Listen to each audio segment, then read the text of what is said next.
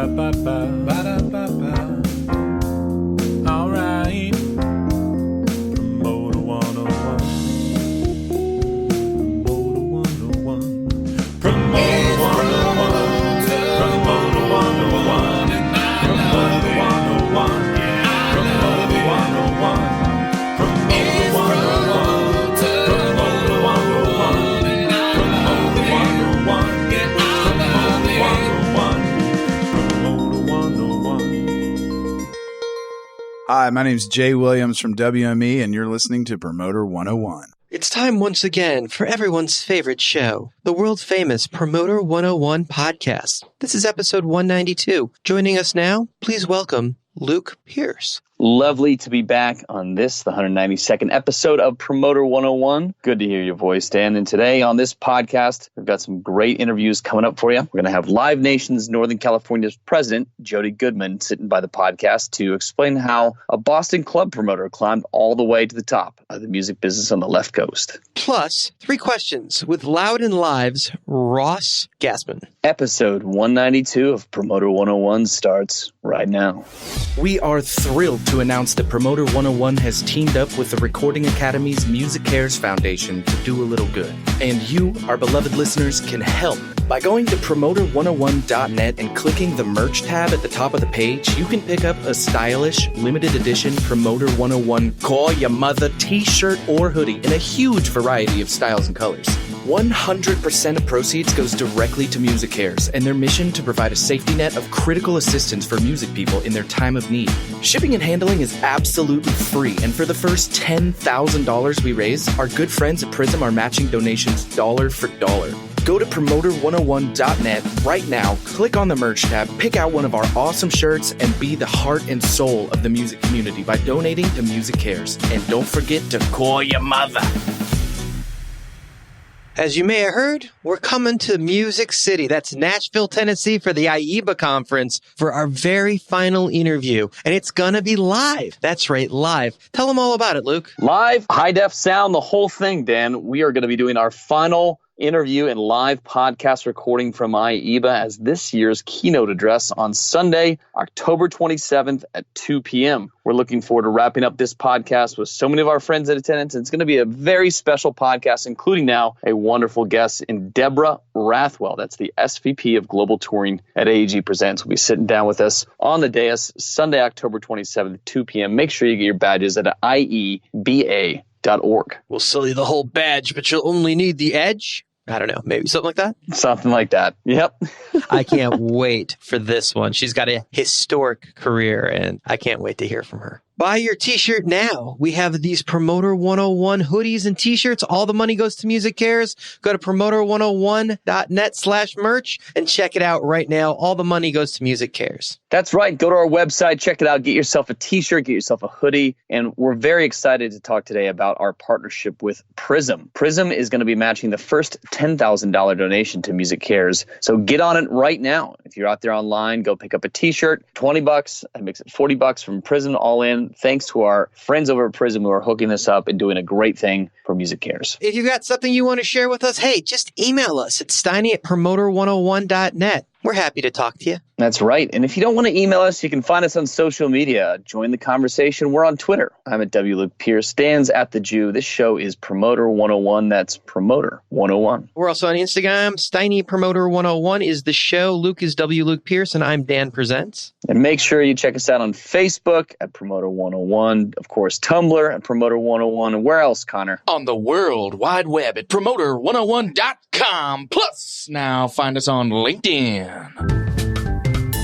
Hello, my name's Jane Bees. I'm the head of music at the Roundhouse, and I'm here on Promoter 101. Dan, it's Monday, so we got some birthdays this week, October 8th to the 14th, 2019. Tuesday, October 8th, Peter Schwartz, Kaylin Kelly. On Wednesday the 9th, a happy birthday goes out to Christina Storch, Harvey Leeds, and Kara Lewis. That's an interesting crew of people to put together there, Luke. Thursday, October 10th, Jeremy Goldman, Taki Pappas, Adam Weiser, Nicole Klein, and Mark Clausen. On Friday, 10/11, let's wish a happy birthday to Dan Berkowitz, Nick Storch, Mark Cates, and Mark Geiger. Saturday, 10/12, Jeff Gordon. On Sunday the 13th, the happy birthday goes out to Danny Lockwood. 10/14, that's Monday. Keith Levy, Matt McGuire, and Lee Smith. Wonderful wishes to everybody on your birthday from the gang here at Promoter 101. We're more like a yacht club than a gang. Being recorded live from the back of a yacht club.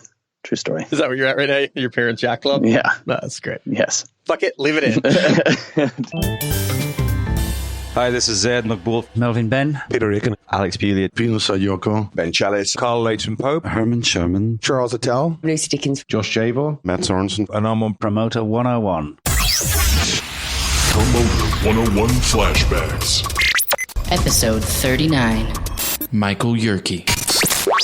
Booking a show is one thing, but you have to sell the tickets or else it's not a successful show. So, having to be the marketing guy and also, what our production guys deal with on a daily basis in terms of advancing shows, loading in, loading out. Which you certainly have to understand if you're going to budget a show. You need to know the difference between a tour that has 2 vans versus 4 semis. You have to know what is possible and what's it going to cost. Yeah. And just also what people experience on the road. Like if you're dealing with the crew at those early stages. I used to say to people in Chicago when I was booking House of Blues, we'd have a training program where different people, whether they were a restaurant manager, club manager, whatever, would spend some time with different people in the venue. And I would always say to people that, understand that tonight is one stop on many stops for this artist, right? And we want to be the oasis in the desert. We want to be the place that they look forward to playing, that they feel like it was, the right amount of loaders were there when they got there. The catering was good. We want it to be a relief because we don't want them to be the place where they get to and they're getting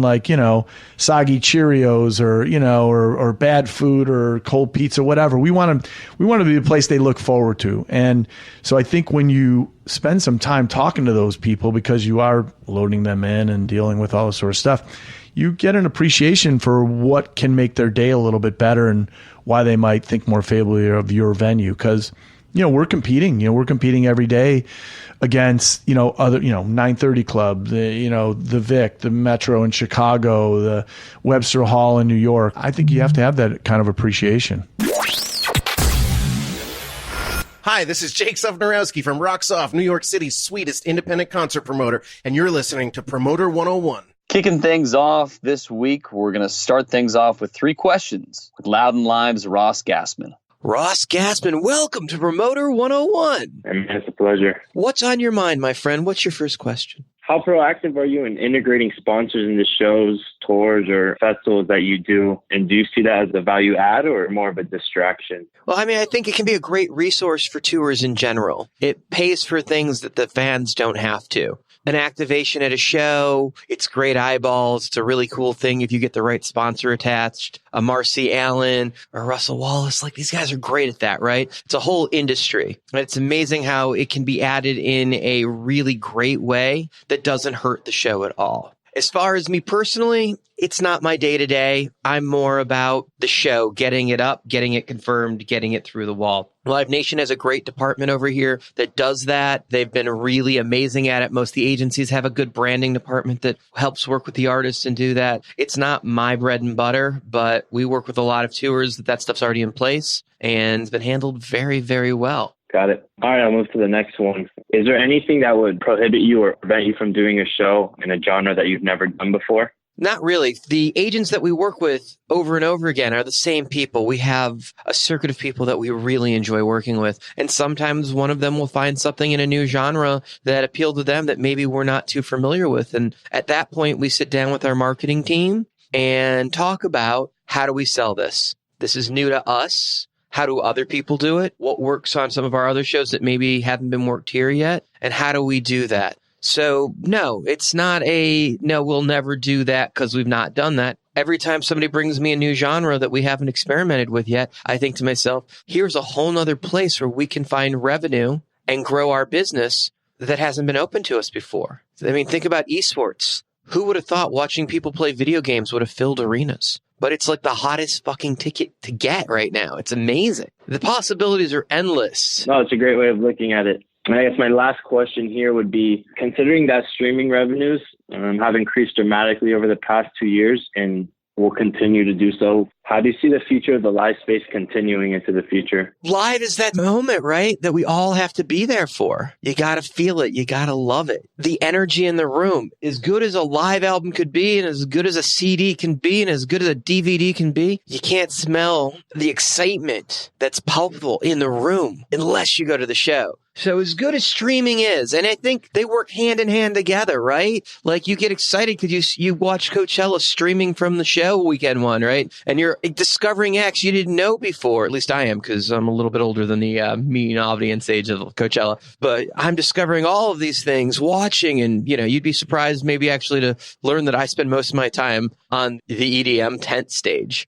Like when I stream, because I'm more excited about the production and watching all that stuff go on and post the acts that we'll probably see come through our venues at some point, of course, over the year. But nevertheless, that wasn't your question. I think the feel of streaming is great. It gets a great way to find an act. But like, man, Billie Eilish is blowing up and you want to be in the room and see that act. You want to see what everybody else knows. It's like Social Distortion is touring with Flogging Molly. I've seen them both, but I haven't seen them together. And I know everyone's going to be at that show. Like if you're a Social Distortion fan, you're a Flogging Molly fan, you're not fucking missing that one. You may wait for the next time one of them comes back if they're coming through town. Like I saw them last time. But if they're coming together, it's like, man, that's going to be a scene. And I fucking want to be in the middle of that shit. So yeah, man, live's only going to be bigger and bigger. Shows are selling out stadiums, rolling second nights in stadiums. I just saw Spice Girls is doing 3 Wimbleys. I mean, bands getting to 3 nights at a stadium. Fucking incredible.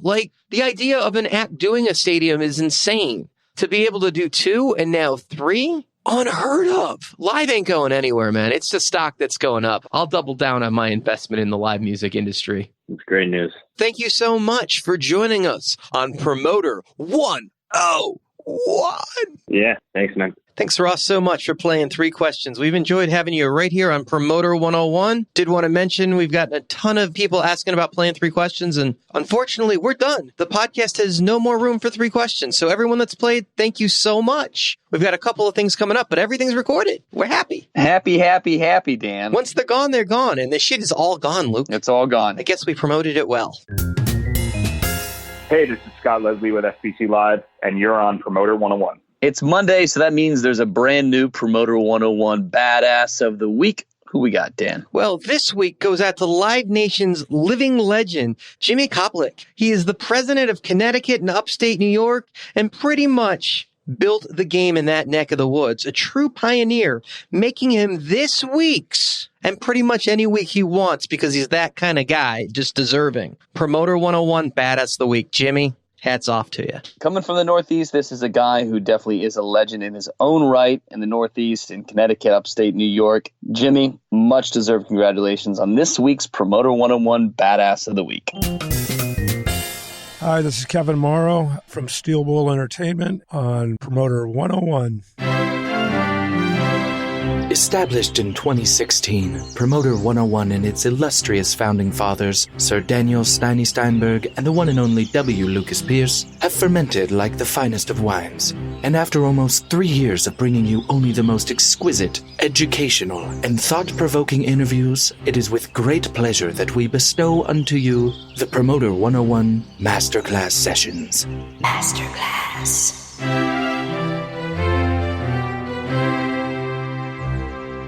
In our featured interview this week, we sit down with a music executive who started out in Boston promoting club shows and has since climbed her way to the top of the business, where she sits as Live Nation's Northern California president. Welcome now, Jodi Goodman.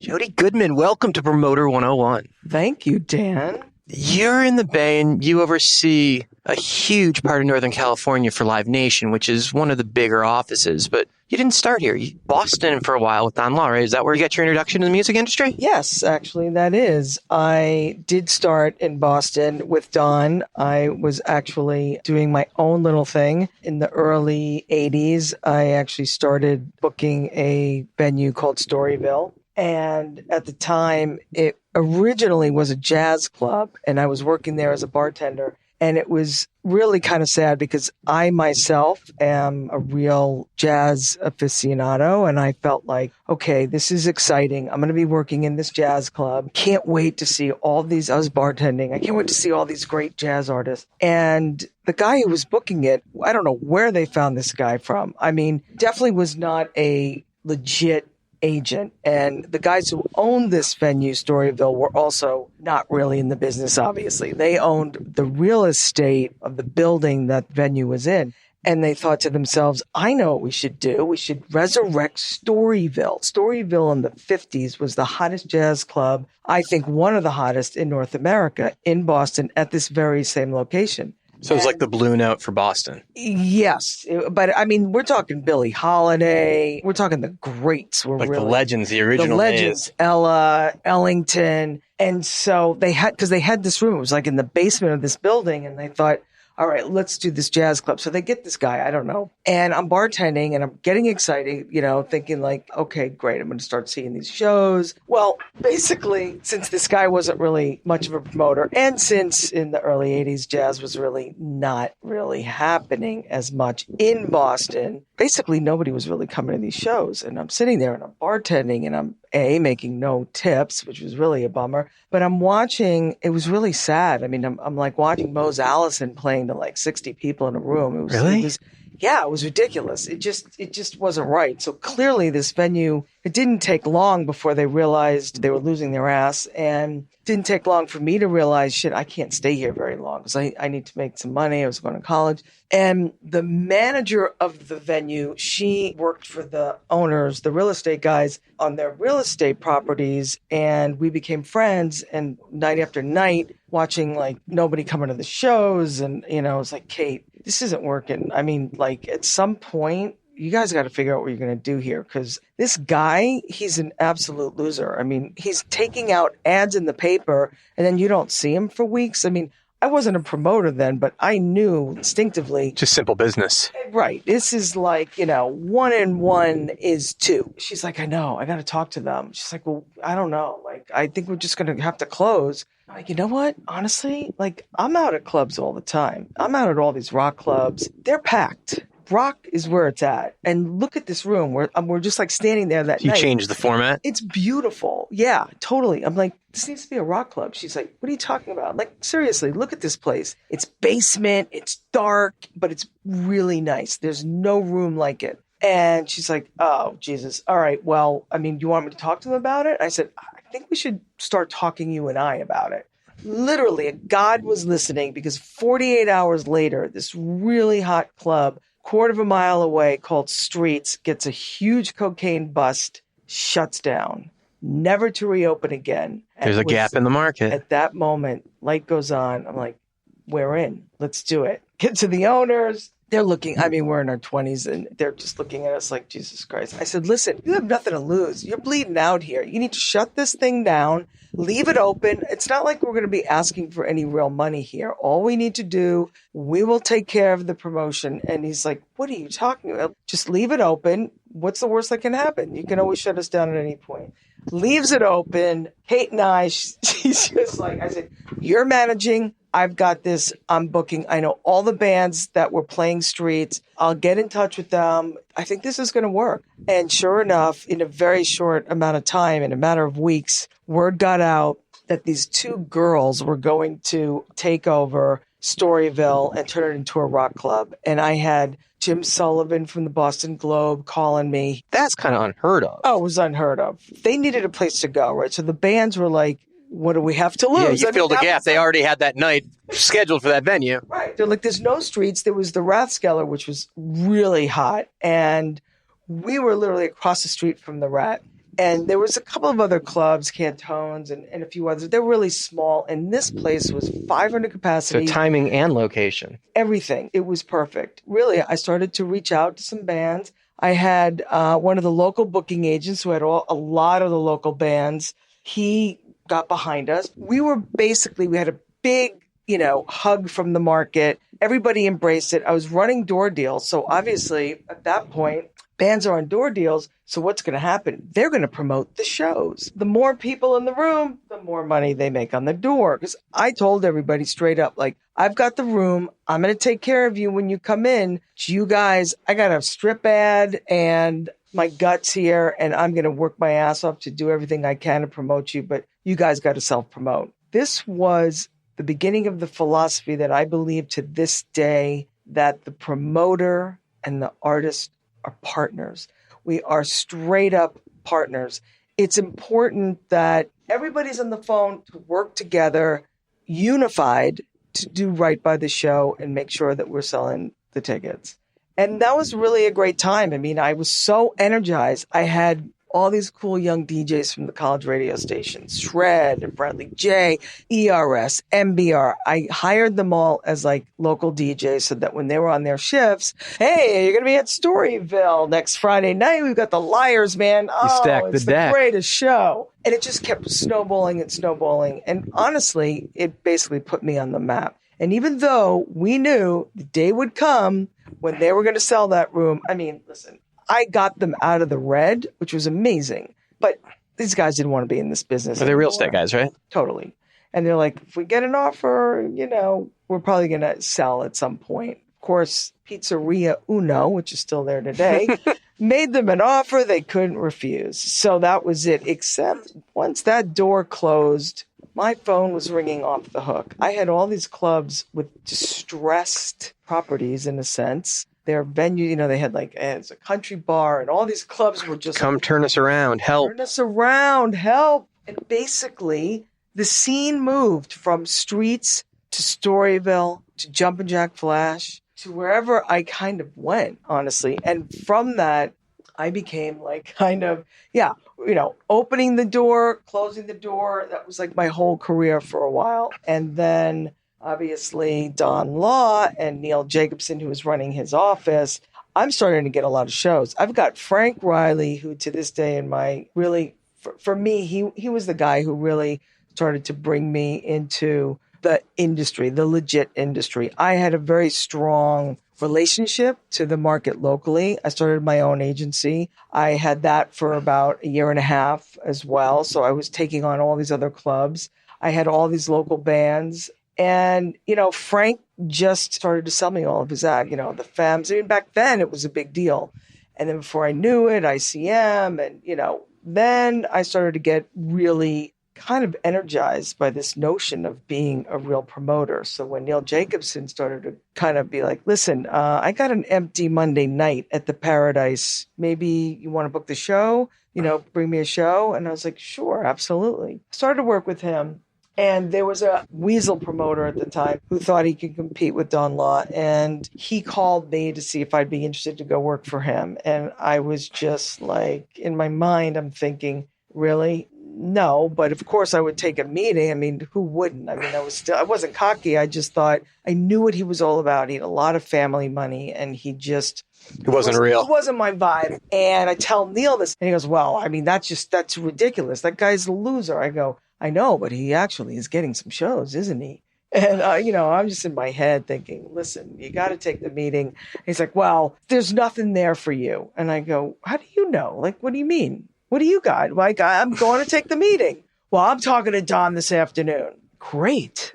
Goes to Don, tells Don, listen, Jodi's out there. She's been doing a lot of our stuff at the Paradise. She's really good. I mean, I annoyed them enough to be good. That's when you know you're good, is when they're like probably just an ankle biter. I mean, we're talking about Don Law here, but and so he's like, he calls me up and he goes, all right, I need you to come into the office tomorrow. Don wants to meet you. I'm like, great. He goes, how was that meeting? I go, he had like speakers in his office the size of Mini Coopers. And he literally met me wearing sunglasses. I was like, yeah, not exactly my jam. But you know what? It was a great experience. Go to Don Law the next day. Now that was really something. That's when I knew. It was like, all right, this is more where I'm coming from.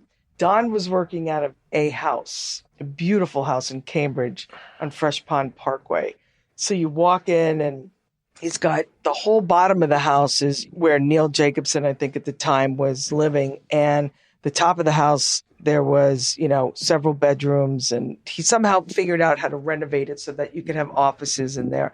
And I walk into this house, and then I go into Don's office, and there's Don with like a big model of a sailboat. I mean, I don't know if you've met Don before, but like he's got like the best hair in the business. Everyone's like this beautiful, head of like blonde hair. He's just all tan from sailing, and he's sitting there smoking a cigar, but really natural, regal, true blue blood kind of guy. I mean, but his history is incredible, with his dad. I think it was CBS Records. So Don had an incredible pedigree, and obviously he was just, what he was doing in Boston, it couldn't be denied. But so I really enjoyed meeting with him, and he's like, so what do you want to do? Neil tells me you've got an agent, you had an agency, you're booking clubs, is that what you want to do? And I said, well, I'm good at it. So he goes, well, what was the agency? And I explained it to him, and he said, well, I had the Don Law agency. We kind of dissolved it because I didn't really have anybody. Neil kind of moved up, and we've sort of put it to bed. Maybe you should take your agency and,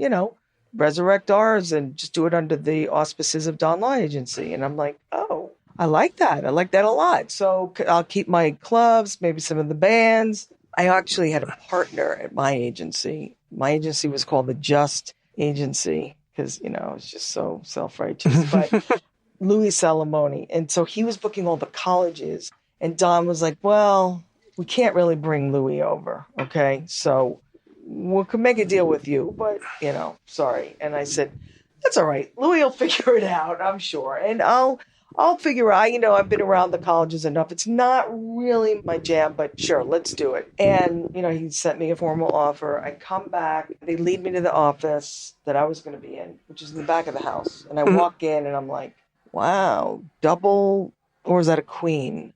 Okay, queen size bed. This is going to be an interesting. I like this office. I've got a bed in the office. You guys sure about this? And it was just like, wow, this is really awesome. So I started to work for them as the Don Law Agency. That didn't last very long for me because I was really getting thirsty for the club world, and I was sort of like in this kind of staying with the clubs that I had and the colleges, and I really didn't have much tolerance for the colleges. You found something you liked in that world of being a talent buyer and putting shows together. Totally. I'm a club kid. I just literally just opened and closed like 7 clubs in Boston. That's my thing. You found your place. Yeah, it's not colleges. And I really, because I had been doing a lot of the Paradise, but I was booking a lot of the local stuff, and I was watching what was going on. And I'm like, you know what, Neil? I want to start booking some national stuff. I touched on some national stuff already with what I was doing. But you already guys like Frank Riley talking to you. Yeah, and I thought, listen, I don't really want to do this agency thing, so what do we do about that? I don't know. And I think Neil was like, but that's what you do is what I do. And, Don was like, fine, we don't have to do the colleges. Let's figure out a way to just get you more integrated with the clubs. And at that time, Neil was like, that guy's a freaking machine.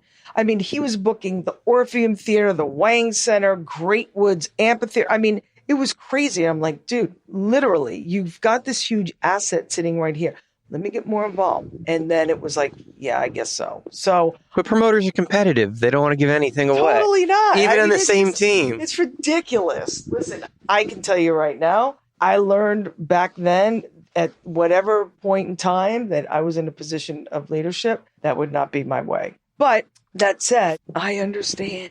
I do. Then I just really did get integrated. And then I really stepped into the role of sort of overseeing all the club and theater and boutique division. And that's when Don started the boutique venue on the waterfront, Harbor Lights. And I definitely was able to grow just in the way that I wanted to, because I'm very drawn to that sort of intimate size. So still working in clubs and theaters and then the 4,000 seater, it was great. I was developing all those artists for Great Woods and the arenas, which Neil was doing. Let's take 1 second here to point out, this is before conglomeration. There was no SFX at this time. So Don Law in the market was the major promoter. He was the big in that market. There weren't very many independents that were considered independents. You were a major or you were a small guy. And in that market, Don Law was the major. If the big bands were playing that market, 95% of the time they were playing for that guy. Oh, yeah.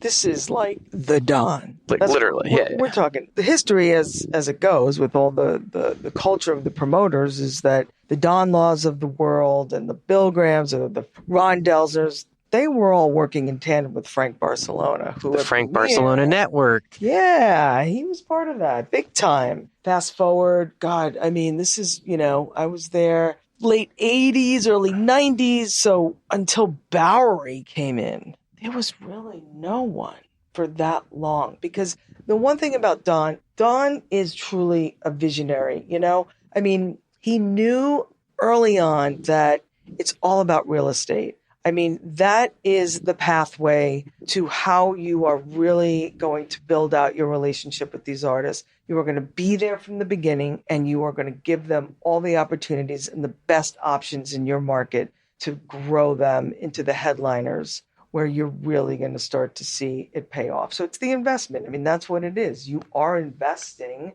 in that relationship, but in those artists. They have a commodity in that sense. Now, he's one of the few major promoters that was one of the big original Frank Barcelona guys that's still a president at Live Nation. He's still active. He's still in the game. He still runs that office. Not only that, but he trained you, who's now a president here. He trained Neil, who's a president in Florida. But the guy, really, his hands are all over the map still. He's done so well with it. Well, he created, I think, a really smart structure in that he was not really the straight up talent booker kind of guy. I think he was for a while, but then I think this is the visionary part. I think he thought and saw my best role is to develop the real estate options, is to create new venues and new scenarios for my talent buyers, i.e. Jodi and Neil, or Neil and Jodi,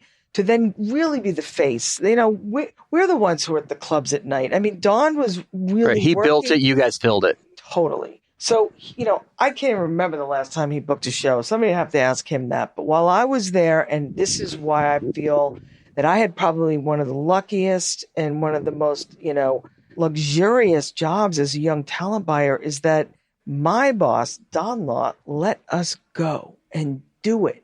While he was out there building on, an incredible foundation of venues. And I mean, Great Woods, for example, was one of the early amphitheaters. There was Shoreline, Great Woods. This was the beginning, late 80s of amphitheaters. And Don didn't make a lease deal. He bought it. He got himself a couple of partners, and that was his property. He made the deal with a couple of developer type guys to really own it. And so Don, when he gets into his deals, it's not like he wants to be beholden to maybe a city deal or whatever. He goes into partnerships. He goes in deep. That kind of investment, that level of passion, you have so much more to bring to the table, I think. And, and so he was really, I think he was really busy doing all that while we, the bookers and the promoters, were dealing with talent. And so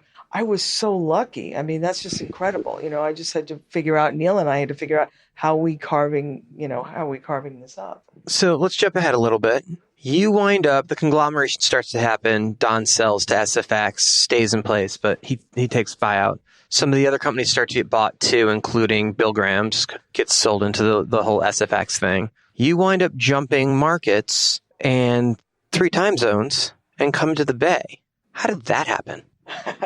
Well, that's a great story. Actually, really a great story too, which is so interesting about Bill Graham's office and Don Law's office. We have always had a lot of similar philosophies. I mean, I think both Don and Bill, very different personalities, but the way they ran their marketplaces, and really highly respected. I mean, all those guys did, but we were kind of rebellious in that same way, in that West Coast rebellious style of the San Francisco office. We used to always joke, even back then, Greg and Sherry, I mean, we all were under the same roof, so we would joke a lot about how both offices, I mean, Don was just really his own guy, probably because he also, even though he sold, which, by the way, I remember him coming to my office in 1998. He tried not to sell. He didn't want to do it. He was actually trying to figure out a deal with Dolan in New York and find an alternative route to just tell these guys, no fucking way.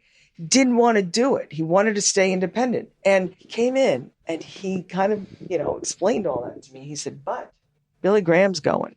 And let me tell you, when Bill Graham goes, that train is moving and we best get on it. And I thought that was so interesting because I think at that point, the writing was on the wall for him that, if Bill Graham was going to sell, this was happening. And the Dolan thing didn't happen for him. So there were some really big guys that got locked up right at that time, too, like Pace and Graham and you guys and Maggot, I think was the last one in on that round. Yes. So I think it was Delzer first. And Sunshine. I mean, Graham was in the early, top Contemporary 5, was in there, too, yeah. But Don was holding out, and it really wasn't until Bill's office made the deal. And so there was always that kind of mutual respect for the independence, which is there's so much irony between these two offices, which I'm getting to the fact, which is why I'm here, which is the organic, the natural. This is the natural place for me to be. It makes a lot of sense, but it wasn't going that way. So fast forward, 98, we sell, blah, blah, blah. But 2000, I'd say 2001, I'm starting to, it had nothing to do with really the sale, but I had been in Boston since the early 80s promoting. And honestly, I was starting to get just tired of the city. It had sort of run its course with me. I was bored. Neil was doing all the, let's face it, he was doing all the arenas and Great Woods, and I was developing, which was fine. And I would do an occasional, big show, but it really... But you wanted more top to bottom? And I was also I was tired. I had eaten at every restaurant. I had been in every club. I just knew too much of that market. I was just bored. So about 2001, 2002, I'm starting to feel like, you know what, I don't think so. And now we're Clear Channel. And Don was actually, I don't know if you remember this, but Don was co-CEO with Dave Lucas of Clear Channel. And right around 2001, 2002, I went to Don. I was honest. I said, Don, you know what? I'm bored. So unless something is going to change here, I think I'm ready to move on. And actually, I want to go to the West Coast because the other thing is Boston is freaking cold. And I don't think I want to be on the East Coast. I grew up in New York. I always had an affinity for the West Coast. Because it was the same company, Don was able to help you move, and he was a CEO. Well, exactly. But I asked him, I said, so what do you got for me? What do you, I think I want to go to LA. It never even dawned on me to ask him about San Francisco. Nobody leaves San Francisco. You're not walking away from San Francisco. So it was never even part of the conversation. It was like, well, what do you got in LA? And at that time, there was really nothing in LA. So I said, okay, I'm just going to honestly tell you, I'm going to be a poll star. I'm going to start telling people I want to leave. So, that you and I are cool. I'm going to be out there putting my name out and starting feeling it out. Yeah. And he, was very respectful but there was nothing he could do. There was no opportunities. So I actually fell into an opportunity with Nederlander. They at the time were looking for some younger blood. And I wound up I was on like the 1 yard line I had a contract with them. Basically, they offered me a deal. Old man Jimmy, who I adore. And I got really close talking to him and he was great. And I really felt like, you know what, I'd probably be really good for Nederlander at that time, and I'd work with Ken and, bring a lot of my Ken Shear energy. That's right. And it felt like it would be good. And I still had a lot to learn. And Ken was like ready to go, yeah, you know what? And the Greek, it was like, yeah, this looks good to me. Yeah, that makes a lot of sense, actually. I get that. It did. And so literally it was pretty much a done deal. It's going to be really easy to get Yankees tickets, too. And all of a sudden, I'm in my office and Don comes racing in. He's like, Jodi, are you done with that deal at Nederlander? I'm like, I haven't signed it yet, but I mean, the spirit of the deal, Don, is I'm just waiting to finish and sign up. Why? There's a situation in San Francisco, and I just know deep down that's where you would want to be. And I said, there's a situation in San Francisco? Like, we talking about Bill Graham's office? Wait, what? And he's like, don't sign. I go, okay, I'm not signing anything. it really, I have family out here. So I had been coming to San Francisco for years. I'd come, I'd hang out, I'd go to clubbing myself when I'd visit my brother. And I was always like, God, so cool. I wonder what it would take to ever work for Bill Graham's office. It just was in my mind, you know, it was like unattainable. Totally. Never. It was just like a desire. It was always in my subconscious. It's the golden ticket. This city speaks to me. It always has. And Don knew it. And once Greg and Sherry, so obviously the CEO, he knows shit's hitting the fan. Greg and Sherry are about to exit us, and he needed to assemble a team fast. And I was ready to go. It's like, oh man, you would be perfect. And I'm like, well, stock in the office with a friendly too, which is helpful. Totally. I'm like, okay, well, so they're leaving. Okay, well, who's there? Well, you know, we've got Lee Smith. He's still ready to stay. Jeff Wills was in that hallway at the time. Jeff Wills, of course. And Mueller. Well, I said, maybe. No. And exactly was the first thing I said. I said, okay, so where's Rick? Well, you know, right now he's probably on the fence here, but it looks like he's potentially leaving to go with Greg and Sherry. I was like, oh, geez, that's a beehive. I don't know. I got to think about that. He goes, well, but it's not over. It's not over. Nothing's over yet. Once Rick and Lee, once that whole thing got, you know, cemented, that was the moment I was like, he goes, go out, kick the tires with Lee and Rick and Michael Bailey and everybody over there. And I was like, kick the tires? Really? Like, I don't think I'm going to need to kick the tires here. Like, if I can get my ass over there, that's where I want to be. And I had to call Jimmy and tell him, like, listen, I just got offered the Ferrari. This doesn't feel good for me. I don't like to do this, but I have to do this. There's a situation there now, and that is really where I always wanted to be. And I have family, blah, blah, blah. And Jimmy was amazing. He's like, I love you, kid.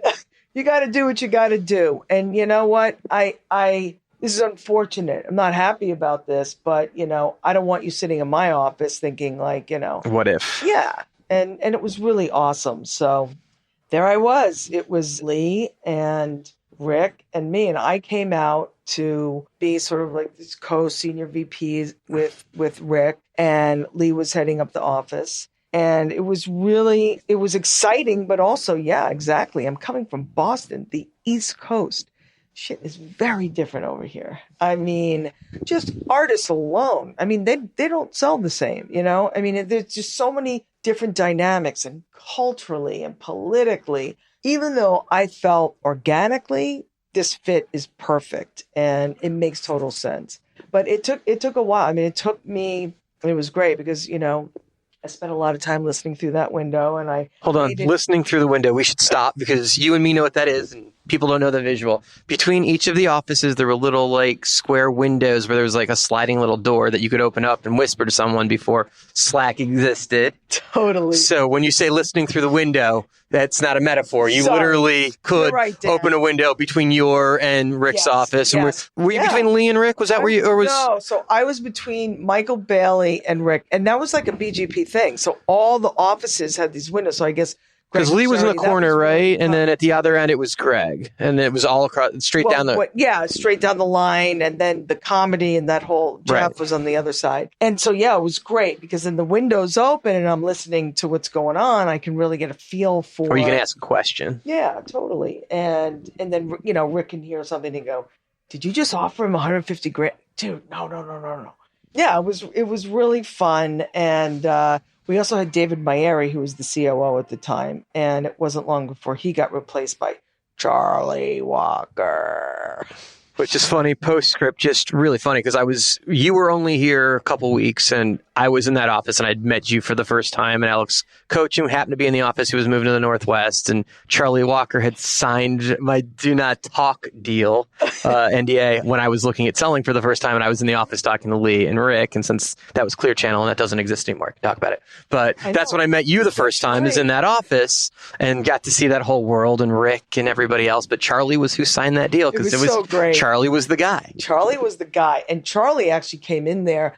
Listen, Bill Graham's organization, I was fascinated myself because one thing about Don's office, it was a lean machine. I mean, I don't know, maybe we had 25, 30 employees running New England. I go to Bill Graham's office, and granted, these guys they were up in the Northwest. They were up in Boise. Right, because you guys had just opened an amphitheater in the Northwest, too. Yes, yeah. So, I mean, they definitely had, that office was doing a lot of booking. They cast a pretty wide net. But they had like 80 employees, like, holy crap, right? And you guys are still overseeing a lot of California. You got Northern California, so you got Fresno, Sacramento. Well, not Fresno, but still. Is Fresno the line? Well, actually, no. I think back then we might have done. Yeah, we did touch Fresno. That's right. We did, because we hadn't really drawn the lines yet with SoCal and NorCal. And so now it falls into like Richie Best as Fresno and Bakersfield. I have the other old towns. I have Sacramento and Chico and Modesto. Yeah, it's interesting. And anything north, right? And up until the Oregon, right until you hit Oregon, right? In California, exactly. I get to go into Nevada, though, and do Reno. It's the O-Town kind of thing. You get to do Reno. Congratulations. Hey! I guess that makes sense because Greg and Sherry do that. So if they're sending the offers for both markets and you're sending the offers for both markets, you're going head-to-head across the board. Yes. That makes a lot of sense that matches up that way. Yes. So it was fun. I mean, but Charlie really came in and, unfortunately he kind of had the job of, letting a lot of people go. Yeah, but he does it with such style and charm. Oh, God. Would you rather hear bad news from anyone else in the world than Charlie Walker? Absolutely. He's such a class act and so awesome about it. It's so true. He just blamed every, Clear Channel. Hey, it's corporate. This is how shit goes. But you and me are going to get past this, and we're going to be stronger than ever. Totally. You're going to land on your feet, so true. and I'm here to help that happen. It's so true. I mean, George Clooney in that movie where he's like flying around the country firing people, it had to be based on Charlie Walker. I think so. He's going to kick my ass for that one. So you're in a market starting over completely when you're already at the top of your game in another market. You find your way and you're like bored, need the challenge, and you come into a market where people around you know this market so well and you're trying to find your place. You really put yourself in a world of sink or swim in the deep end quickly. I would say that is true up to a point, but I also had a lot of relationships. It was funny because Rick and I were like, damn, we both have the same relationships. Like, we're both Don Muller people and Silva people. And, we had to like figure out how are we going to carve this up. And right, because you don't need that internal fighting. No. And so we were fighting over, this one I do really well, Carol Kinzel and CAA, and I'm really close with this one. But we sat in a room and we just hashed it out. And so we you guys basically played like Risk with the agency. It was. And so he was CAA and I was William Morris, and we just sort of started to go down the list and parcel them out. And I was Marty Diamond, and and it worked out. It really did. Even though there were times where, Rick would cross the line, but I'm like, hey, what am I going to do? It's this guy's market, I'm still a visitor. But for a while, it did work. I mean, it made a lot of sense. And so all those relationships that I brought, it was hard because obviously going up against Greg and Sherry, they're like, well, Jodi has nothing to do with this market. So there was a lot of that. And that makes sense. I don't blame them. But, wow, how times have changed because this is your market. Oh, yeah. Now, I mean, sure. But I mean, this you've outlasted them all. I know, but like, this is but to think about the idea of anyone ever saying that just now, it just seems so ridiculous. It was a long road, right? I mean, I think back to the Polestar Awards when they were in San Francisco a couple of years ago, and you accepted the award for half a dozen people that didn't show up because it's your fucking market, and they all knew that it's like, Jodi will be there. That's great. This is your market. Pisses me off because I have been nominated 100 times. I truly am the Susan Lucci of the fucking Polestar Awards. It makes me crazy. I'm like, seriously? Yeah, I think I could probably go loss for loss with you. It was. How many times haven't you heard your name? I know, exactly. Yeah, so I learned the ropes quickly. I got myself very close to the marketplace. I was Lee used to book this Mountain Winery gig in Saratoga. It was a really charming little spot. Took over that place and then, started to just book into all the different venues. I mean, it was just such a thrill to book a show into Shoreline, for God's sake. I mean, just the legacy and the history here and, coming from another marketplace where there was so much legacy and history, it was natural. So I feel like the whole experience has been very organic for me. And even when Rick left, this was really a fantastic moment. This was like 2000 and late 2010, early 11. I think he left in 2011. And well, he stayed with the company, right? He went to LA originally, so he didn't even leave the company, right? Well, no, I'm fast forwarding okay. now to when he left for AEG. But when he went to LA, you got all of that whole market back, right? Like you guys were no longer dividing stuff because he organically stayed with the company, but left to go back to LA. San Francisco. We were sort of the orphan market there compared to LA. So somebody decided that we should have a president of California. I think that was Jason Garner, might have thought of that one. And so Rick went to LA. Now he was the president of both markets. And I love that we're visiting all these names I haven't heard in forever. But that's a big fucking job. And so, yeah, that allowed me the opportunity to really step up into San Francisco because he wasn't physically here and it became too difficult to really manage that. So that was the beginning of me really starting to get invested and taking on a much bigger role in the marketplace with the staff and such. And then at some point, Lee leaves too. Well, yeah, then I think Lee started to realize, so when his contract was up, I think he started to realize, listen, Lee was always very independent. And I think there was a moment where he just started to feel like, you know what, I want to go back into starting my own company, doing what I want to do. I think the whole corporate culture, he was sort of like, done with it. I think there was just a mutual understanding that maybe, he would do his own thing. And then Rick goes over to work with Brian, which made a lot of sense, actually, Brian for Murphy. him. Brian Murphy, AEG, to build out that office with Brian. And it was really great, obviously, opportunity for me, because I think at that moment, then Michael Rapino is like, okay, who's over there? But I think he's like, all right, Jodi. All right, I'm calling Jodi. Calls me up and he's like, so how are you doing? I'm like, fantastic. And he's like, okay, good.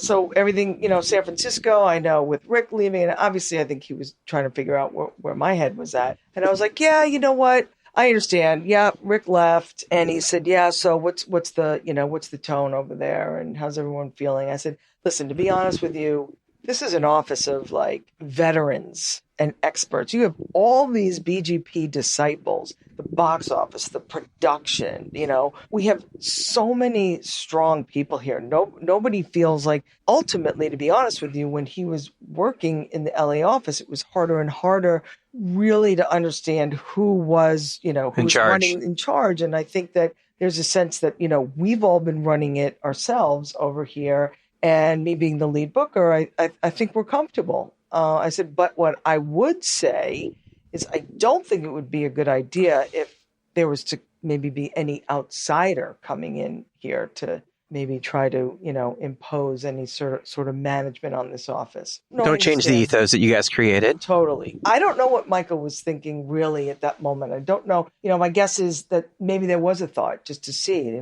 so where does this go? How is this going to go? And then it went great because then he and I just got to spend 2 days talking about San Francisco and then Live Nation as a whole. It was a fantastic conversation and really empowered me to not only just really step into the president role and take it over 100%, but to really feel invested in Live Nation in a different way and invested in the partnership working for Michael Rapino.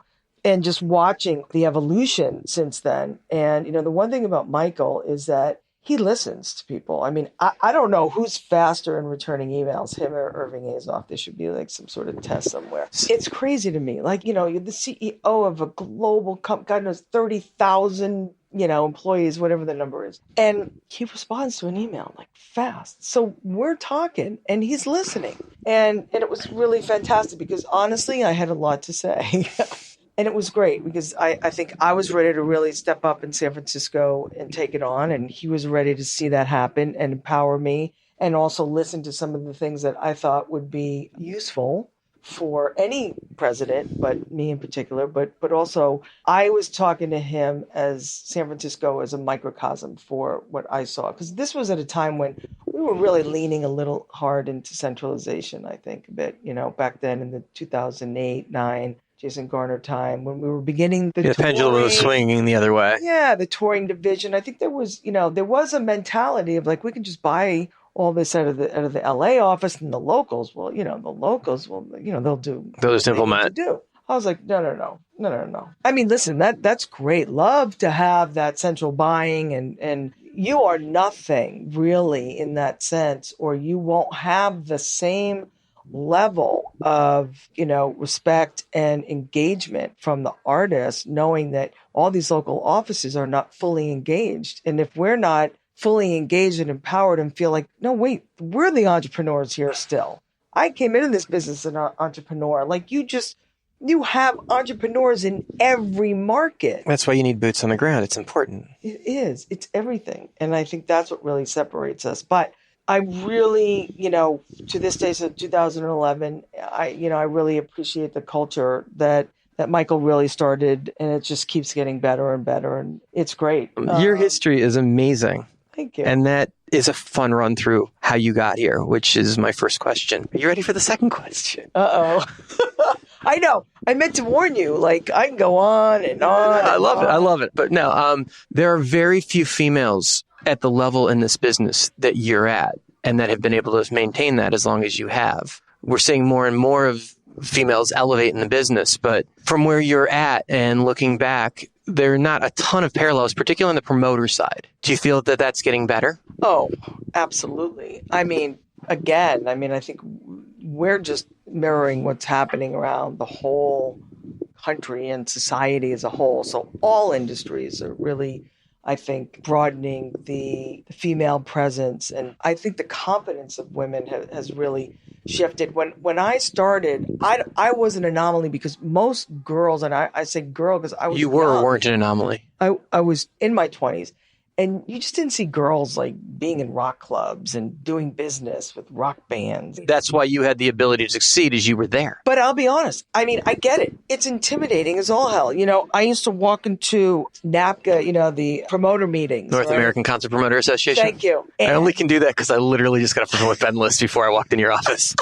I'd walk into that meeting and I swear to God, it was classic. I would literally look around and it would be me, Sherry Wasserman, and back then Tracy Buey, who was also another female. Well, she was at Bill Silva then, right? She was actually in San Francisco out of the Bill Graham office. Okay. At the time, maybe she originated out of this office, but maybe then she was with Bill Silva. I think she had done some time there, if I remember correctly. Yeah. And who else? I mean, I think there was 4 of us, and I'm in the room and I'm looking, and it's huge, those banquettes that just go. I mean, legitimately, the Old Boy Network. Legitimately. Totally. And listen, it was intimidating. There's no doubt about it. And I could see where women just in their mind's eye, they just couldn't wrap their hands around getting into this industry. But for me, there was no thought around it. It wasn't like, should I do this? It was like, there was no second guessing. This was like what I was meant to do. And so now I think because there's been more role models of women doing it, because there's been more of an understanding that there's going to be a little bit more of a support system for women to come in. But every talk that I ever did, I said, it's up to you. Like, you got to want this. So if you want this, come and get it. It's the same for everybody. It's just more intimidating, sure, because you're like surrounded by, men. But if you're good at what you do, then you're going to be noticed for it. You're going to be recognized for it. At some point, it's going to transcend gender. And I think that's where we are today. Those lines are just less blurry at this point. And so, yes, I think clearly you can see what's going on at Live Nation, and we've created Women's Promoter Council and what Michael is doing and investing in women. And I think you're just seeing this in general, and women themselves, which has also been a big part of the issue, is that women weren't helping women either. I mean, do you think that's changing? I do. I think that women are feeling a little bit more, I won't name names, but I have seen a change in some, very powerful women who are just being a little bit more relaxed around the idea of supporting some of the other women in the industry. Because historically, women have been very competitive with each other. Totally. And not really believing in them as much because they're trained. I mean, there's like a training that like maybe psychologically, this is a man's industry. So what are you doing here? I know I'm here, but I'm different because there's only a few of us and we're tough as nails. But what are you doing here? So I think something happened along those lines. But I think as the years have gone on, it started to sway. It's totally started to sway. And just more of these women are just powerful and really stood up, and, their voices are getting heard. And that's the whole thing. You have to be seen. And I think it's scary sometimes to expose yourself, but whether you're male or female, I mean, that day's got to come. And I think women just have always felt a little naturally more, reserved, and, because that's not your role. It goes back to like societal, the way you're brought up, you're sort of behind them, I think it's just overall, it's just what you see in society. And now that society is also changing, so is, it just makes sense that it would follow suit in our industry as well. I wanted to talk about the Masonic because you guys took a venue in this market and put a lot into it and made it just a jewel. It is so fantastic, but I will tell you that it took too long. We fought to get that venue up and running. It took us almost 6 years. One thing that I come to find in San Francisco, it's a difficult city. It's funny. It's similar to Boston in some ways. It's very provincial, and there's still a lot of old money. As liberal as it is, for all that has happened here, it has got like real antiquated politics. And it's not as progressive as you would think. And here we are, we're sitting in this like unbelievable place in San Francisco on Nob Hill, and you've got a lot of neighborhood around you.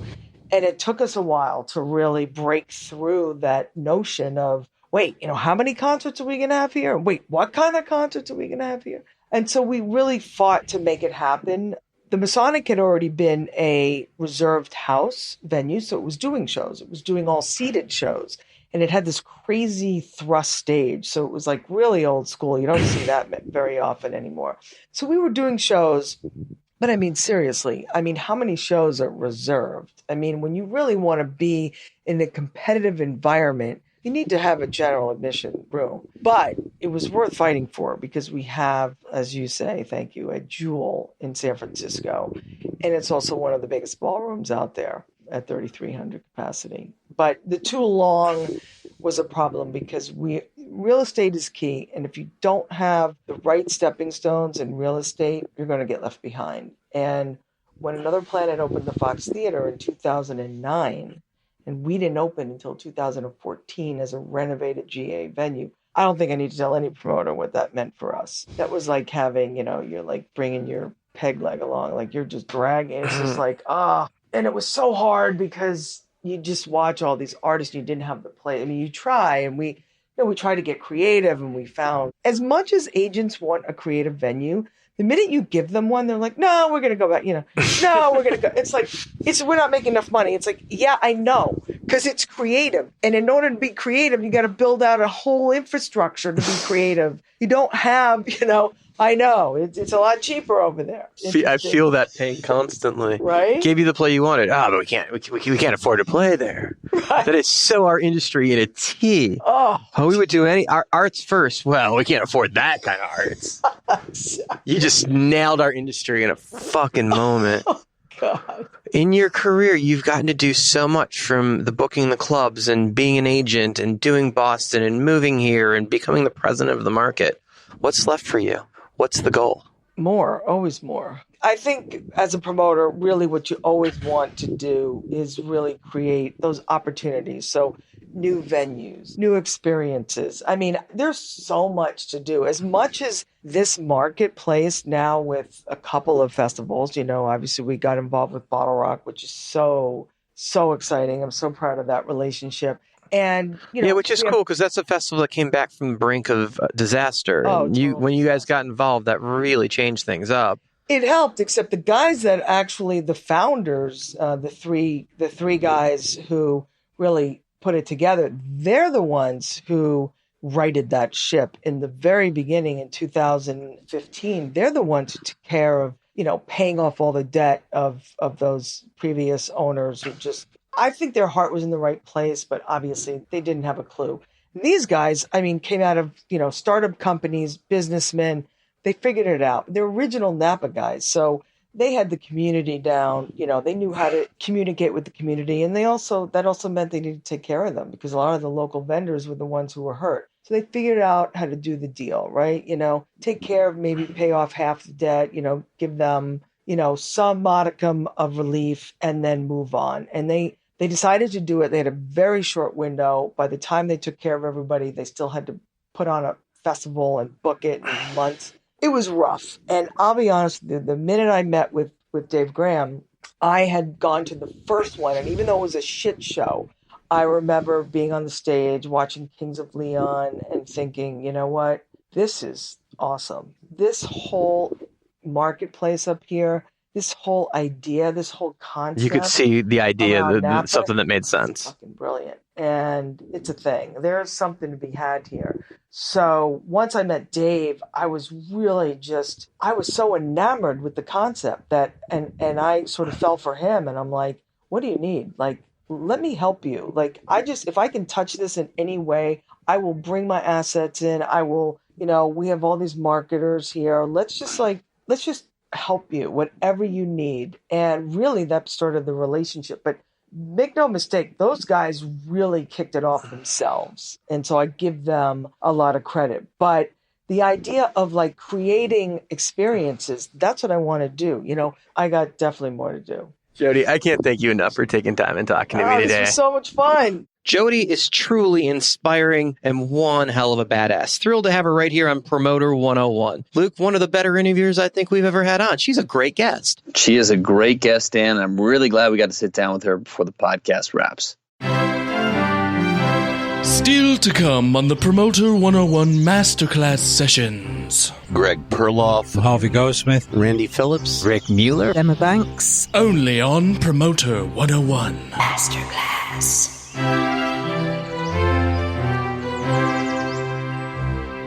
Hi there, this is Jodi Goodman from Live Nation San Francisco, Northern California, and I am on Promoter 101 with Steiny in the house. The quote of the week comes to us from Audrey Hepburn.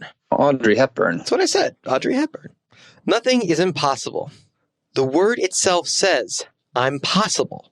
Look at that wordplay, Luke. It's very funny, Dan. The word impossible doesn't say I'm possible. It says impossible. So might be impossible to read that. Ba-dum-bump.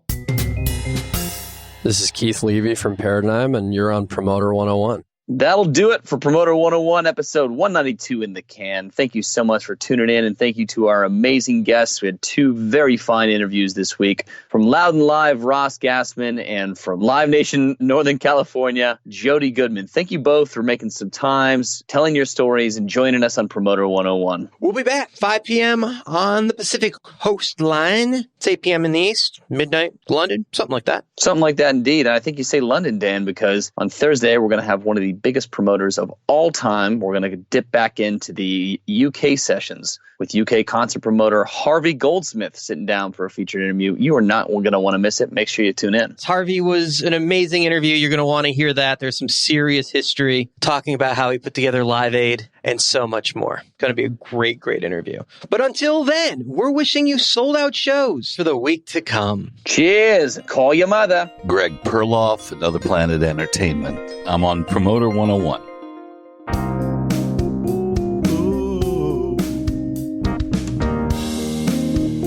Ba-da-ba-ba, ba-da-ba.